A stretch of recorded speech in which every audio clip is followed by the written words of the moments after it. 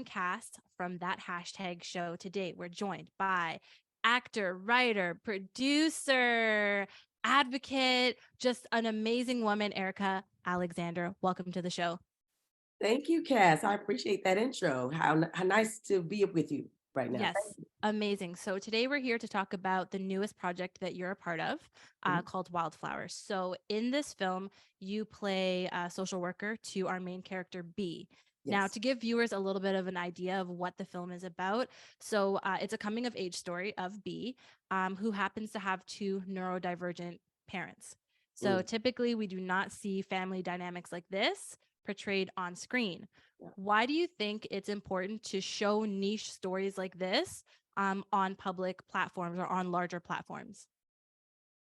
Because even you saying the word neurodivergent lets me know that I still have not caught up with the lingo of how to position and describe a person with their abilities um, Hmm. as not being disabled. But that's why, because we learn our language and a vocabulary of life and our own story through people telling us stories, whether it's the story that your parents told you when you were born, the one that you learned while you are growing up and matriculating in school and other places, and then the version that you say that you are once you feel that you're able to speak for yourself. But that's all a combination of stories. And we leave these stories out. So when we see someone with this type of story and in a situation, we don't know what to do. We don't know what to say. We don't know how to be. We don't have enough interaction, and yet most people have either health disabilities, disabilities they might have been born with, um, different proficiencies in their mental state. Most of the world is like that, and yet we've managed to put them in the basement or in the back of the house, Hmm. and that's unacceptable. So that's why Hmm. this is important.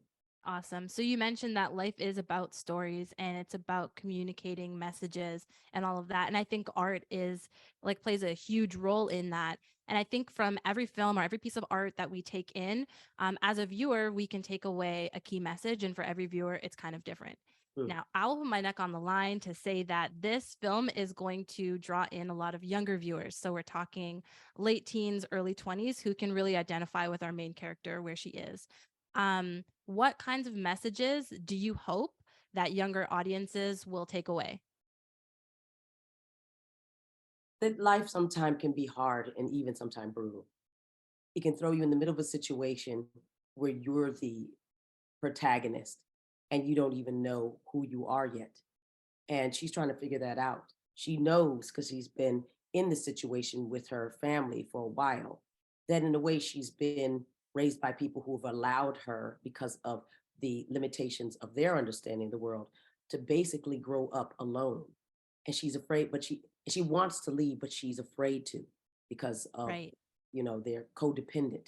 And there's a lot of codependencies in the world. And I hope that young people see that you're able to break through, but to break through, you often have to risk disappointing people or risk um, um, seeing what's on the other side. And it not only can be scary, it needs to be handled with care. And there are people who love you, who want that for you too, but often for the wrong reasons or say different reasons than you do.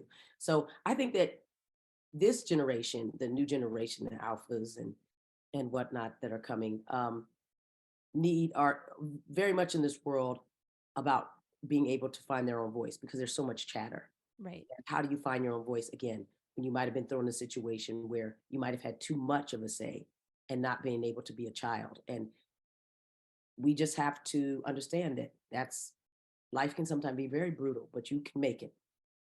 Amazing. That's actually going to lead right into my next question, which is just about advice. So, one of my takeaways, the main theme that I seen in this Mm. was the impact of limiting beliefs, whether that is beliefs that come from the outside in or limiting self beliefs where you're living and existing within this box because Mm, that's your comfort zone, right? But you want so much more for yourself. mm. So, what advice would you give to people like B, people like me, like women who are big dreamers but might feel bogged down by responsibilities, by finances, by lack of opportunity, and just by fear. What advice would you have for us? I would try to reposition the thinking to say that you've never had more agency in world history. And you Right. happen to be living in a nation that has fought for it. And you can see what happens when it goes back, depending on what your attitudes are. There are certain rights and non rights to your body that people want to fight for. And you have to fight for limiting anybody to tell you what you can and cannot do. But Yeah. it's not because you haven't seen it. So I think that the first thing we have to do is understand that every generation has to fight their own fight. They have got to take up the mantle, give them the baton, and say, keep going. But they're asking for something that is earned, and you got to earn it. And so, earn your place in this world, take on the seriousness and nature of what you think is against you and the obstacles, and then create bridges or go around it or destroy it. I think Yeah. the generation has come to destroy the destroyers, and you should Hmm. know that that may be your mission. So take it up and take your vitamins and get on with Yeah. it. Haul Yeah. ass. Yeah, I believe that too. Like it's just a matter of thinking over, under, through mentality. It's like, there's three options, there's different ways that you can go about it, but as long as you keep your eyes on the vision of where you're wanting to go and you stay persistent, I think that's just the best mentality to come from. Okay, so our time is coming to an end. Honestly, I feel like I could talk to you for so much longer. Thanks, Kat. Yeah, seriously. Hashtag I could too. No. Hey, hey, hey, let's do it. Yes.